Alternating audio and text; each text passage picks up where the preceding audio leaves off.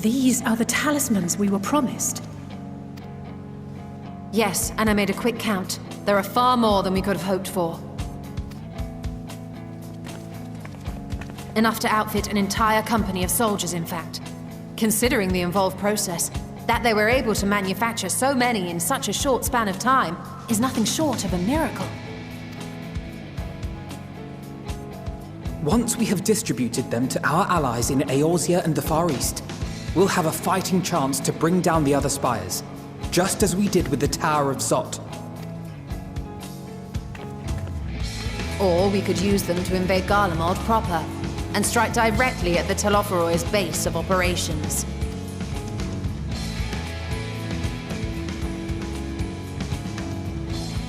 Of course, we would need to consult with various Alliance leaders before such a drastic measure could even be contemplated. To which end, I could set out forthwith and present the idea to each of our allies in person. Pray allow me to undertake some few of those journeys. I find myself restless and in need of purposeful duties. I can head eastward. Bosnia and Dalmasca are just a short hop from here. And Doma's shinobi network should come in handy for passing on the word. We shall share the burden then. Meanwhile, I think it best that you and the others take the talismans back to the Baldessian Annex. We must keep them safe and secure until we've decided upon a course of action.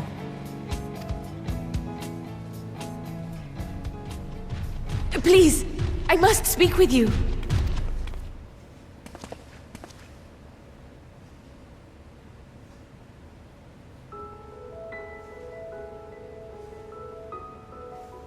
Nidana, you're awake. Yes. When I spoke with the carer at my bedside, she told me that one of the scions, a young woman, had cleansed me of the tower's corruption. It seems I've been asleep ever since the treatment. But when I awoke and learned you were all still here, I knew I had to come.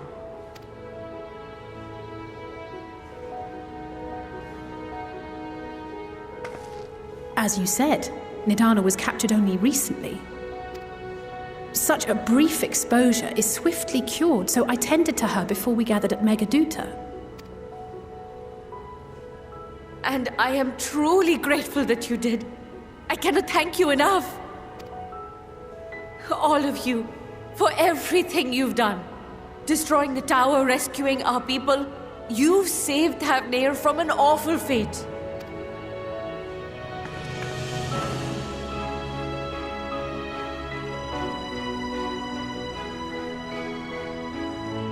Yet who hath truly saved whom?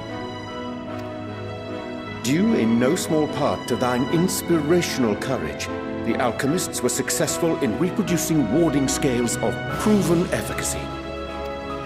Replications of thy work now stand ready to travel across the seas, unto the hands of those who might wield them against this rising evil. The talisman? Is this true?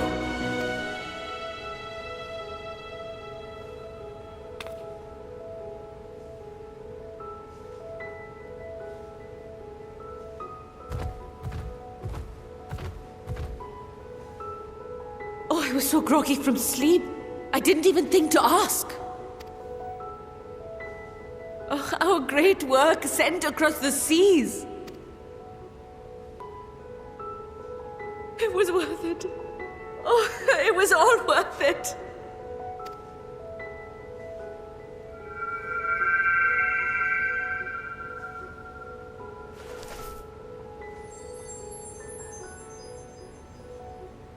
Look at that! Its color is completely changed.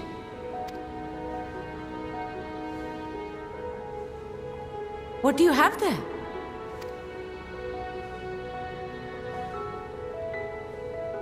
How unusual. I wonder if the effect is a reaction to Akasha. I'm afraid I'm not familiar with that term. Akasha? It is one of the unseen energies defined by Harnish alchemical theory. Though a gross oversimplification, Some describe it as an essence influenced by feelings. You imply that it is distinct from ether? Us foreign scholars often conflate the two, but we see them as separate concepts. Ether is an energy which permeates the land. It exists within animals, objects, even the air we breathe, affecting all through which it flows. Akasha, on the other hand, exists in a domain beyond our reach, a gift bestowed from on high or torn from the heavens in some traditions. Akasha can neither be created nor destroyed. It is beyond our power to purposefully alter or manipulate. The only thing observed to influence it is an abundance of, I want to say, spiritual emotion. As a veteran of the battlefield, surely you've experienced moments of desperation or exaltation when you've transcended the usual limits of your capabilities. That is a manifestation of Akasha, the invisible essence harnessed by heart, mind, and unyielding spirit. I really must hear more about this theory. Our disciplines are based entirely upon the idea that ether is the fundamental form of all energy. I'm glad my haphazard explanation has piqued your interest. But even for us, Akasha is a somewhat abstract field of study. A lack of practical application lends itself poorly to formalized research. Which is why my analysis of your flower can amount to little more than idle speculation. I am sorry. Nonsense! You have nothing to be sorry for. Your insight is much appreciated.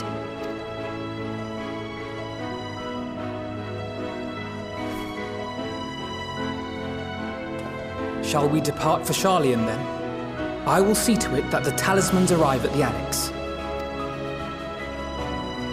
And we will be in touch once our talks are concluded. I suggest you rest while you can. From here onward, sleep is bound to be in short supply.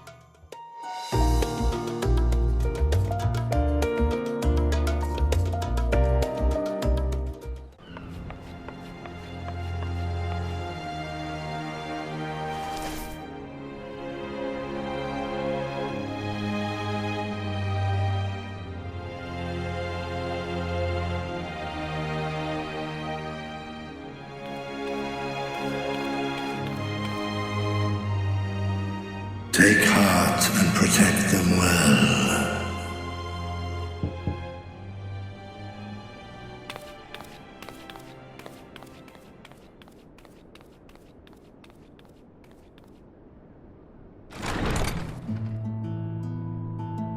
Good, you're here. You haven't eaten yet, have you? We've bought quite a spread if you're interested. Only the finest dining from the last stand.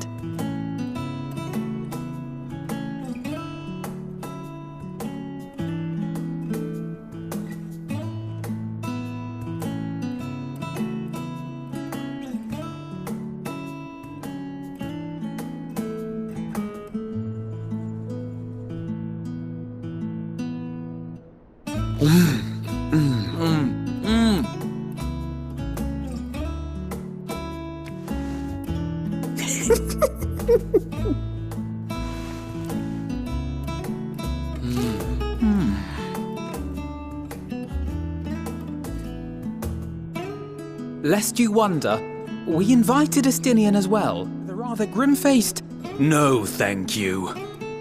I suspect Charlian cuisine is not to his liking. Oh, I don't know about that. Perhaps our lone wolf just needed some time apart. What? To perfect his brooding stare? Next time, I'll drag him out by the ear, sit him down in front of a Charlian feast, and see that he eats every last bite. An excellent idea. Of all people, warriors must take proper meals and rest if they are to maintain a healthy constitution. Poor Estinian, beset on all sides.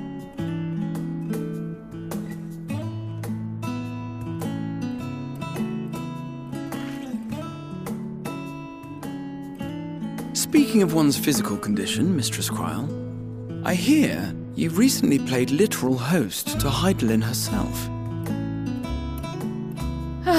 And what an experience that was.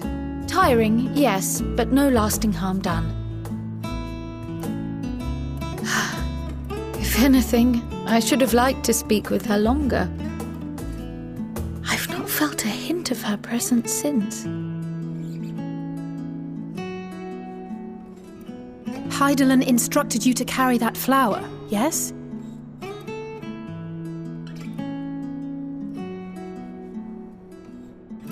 'Twill be your guide, test and proof of your conviction. And then something about seeking joy in darkness, was it? Come to think of it, isn't that what happened with Nidana back in Radzat-Han? The flower did seem to radiate a joyful glow, as if reflecting the elation we all felt, the relief of a people with renewed hope. Indeed, and in turn I felt buoyed by that radiance. 'Twas akin to spotting a beacon and knowing we were on the right path. I know we've not yet triumphed over the Telophoroi, or learned the full breadth of the Forum's plans. But even within the midst of our struggles, we find small moments of joy to sustain us. Rare and hard-won perhaps, but it is this pursuit of happiness that gives us the strength to carry on day after day.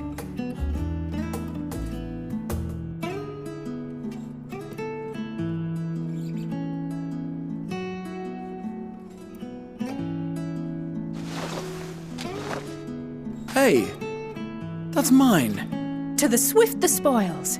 Though I recall that levitation spell of yours was quick enough. Only barely. And even at my best, I'm still too slow to wield it effectively in battle. Mayhap I simply require more practice with this new magic. You unearthed it from the depths of Numenon, I presume? Aye, and from a veritable mountain of arcane tomes at that. 'Twas necessary to facilitate my solitary explorations. Or, to put it simply, you used it to sneak around the Forbidden Archives. Yes, well, after a fashion.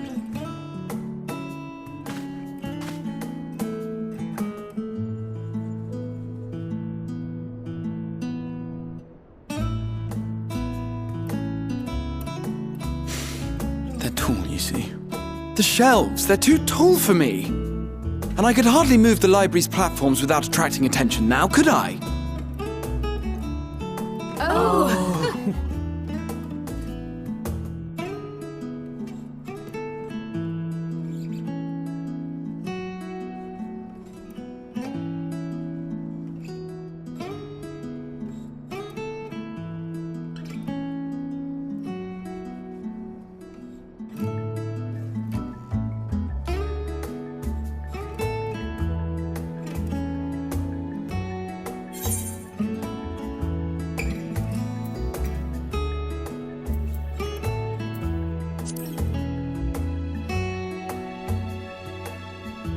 one last cup of tea then. Dickon said this brew helps relax the mind before bed. And gave us some leaves for free.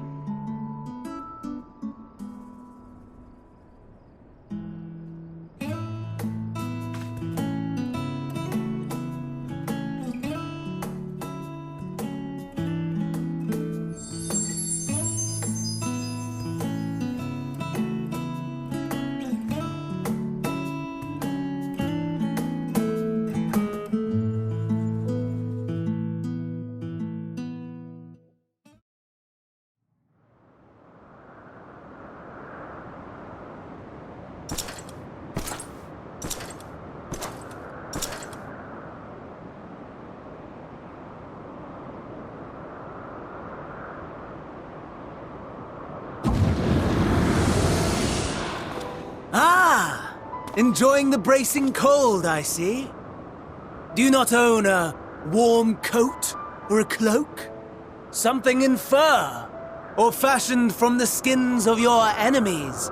Or... well, never mind that.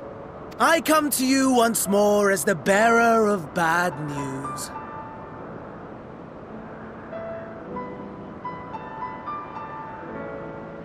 Our tower in Thavnir has been toppled, and I need not tell you by whom. Given how many we have at our disposal, the loss of a single spire is hardly fatal to our plans. It does, however, slow the rate at which we siphon the ether. If they continue to preoccupy themselves with the towers, then all will be well. But should our foe prove bold enough to strike at us here, then the timing becomes questionable. Our foe is bold enough. Of that, I can assure you.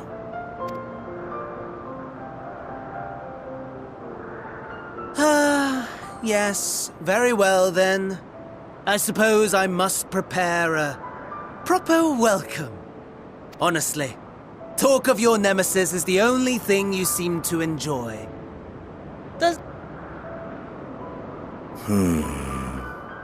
No. All else is... equal. Equally tedious. Equally disappointing. The world is a tepid bog into which we sink, too weak to thrash as the mud clings to our eyes and fills our throats till we blissfully choke. But then came the light, blinding and pure and hot, so very hot, enough to set my soul aflame. I basked in the afterglow, until the void yawned once more. And then I knew the muck would never claim me again. There was naught for me ahead, so I drew the curtain on all that had come before. Burn, burn, let the whole star burn. I will have my contest. I will reclaim my moment.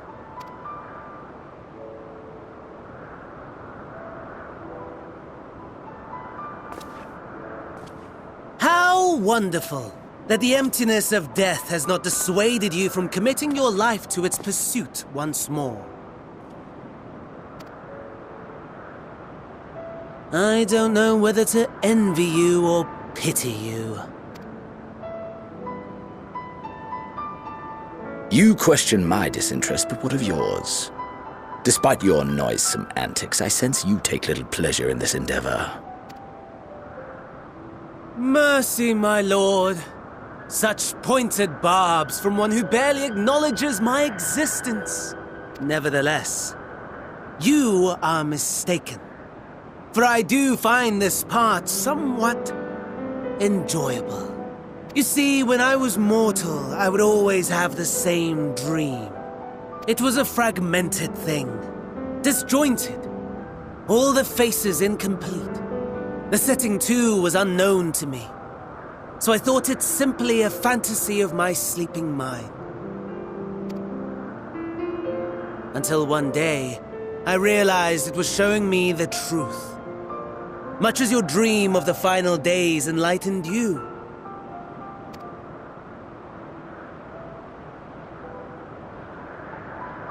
And soon, very soon, the rest of the world will see the truth of my dream, too.